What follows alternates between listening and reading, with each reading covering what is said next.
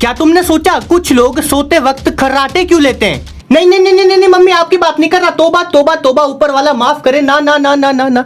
देखो, नॉर्मली जब हम सांस लेते हैं तो हवा हमारी नाक या मुंह से होते हुए गले तक जाती है और फिर विंड पाइप से होते हुए छाती तक जाती है। अब होता क्या है कि जब हम जगे होते हैं तब हमारे शरीर का हर एक मसल अच्छे से काम कर रहा होता है, कोई भी रिलैक्स कंडीशन में नहीं होता। पर जब हम सोते हैं तब हमारे मसल रिलैक्स हो जाते हैं, मतलब गले के भी मसल रिलैक्स होंगे। इसकी वजह से जहाँ से हवा जाती है वो जगह थोड़ी सिकुड़ जाएगी। अब होगा ये कि जब हवा अंदर आएगी तो वो जगह कम होने की वजह से यहाँ प्रेशर बनाएगी और प्रेशर की वजह से ये रिलैक्स मसल धुड़ धुड़ धुड़ धुड़ धुड़ धुड़ धुड़ धुड़ वाइब्रेट होने लगेंगे और बस जनरेटर चालू। मम्मी यार